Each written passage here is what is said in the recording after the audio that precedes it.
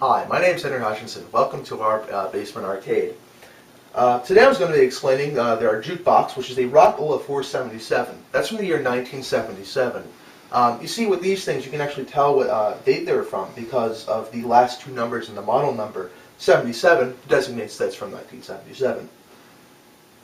Old machines like this would play 45 records. They play different songs, but they would be on these little 45 records, which are actually, they look just like this. They're very, fairly small for a record because you normally think of records as pretty big things. But essentially, what you do with this is they have them tons of these things in here, one for each song, or one for each two songs really.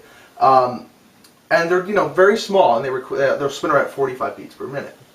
Now, the one thing you'll notice about them is that even though they're small, they're actually higher quality than like an MP3 file or any other records for the most part. Because of the way they transfer. You can buy these things on eBay now, and some dealers will sell them too. And some dealers even make new records, 45s, of modern artists. Now, going back to the machine itself, when you're going to play something like this, you're going to have credits in it. You can see here, the price back from, I'm assuming this is 1977, was for a quarter, you can get 2 plays. And they would count up here. Right now, ours is 99 because we have it on free play, which is just always going to say 99. Now, when you wanted to put in a song, what you do is you'd find the song in here, just like any other jukebox. You'd find its number, and you put it in. Suppose I was going to play Born to Run by Bruce Springsteen. Born to Run here says 131.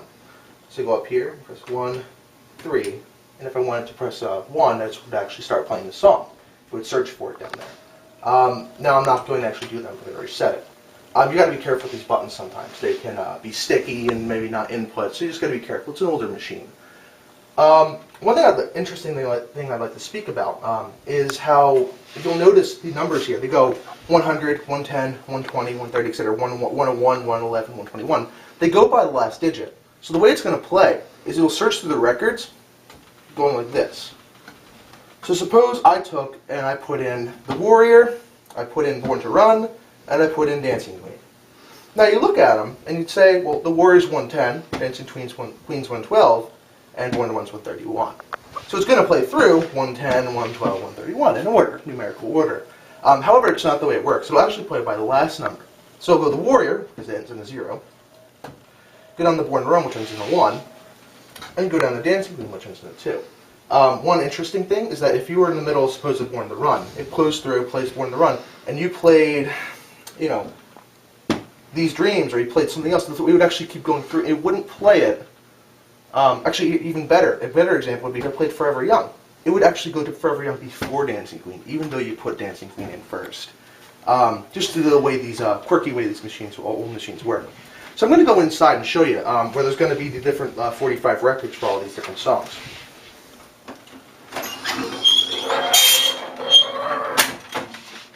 So now you look inside here, you can see there's the display that we saw before. And here are all the records, ending with the different numbers I was showing earlier. You can see how all the 7s are in order, all the 0s, etc. So that's how it's going, that's, the way, that's the reason it goes through it that way, is because that's the way they're in order.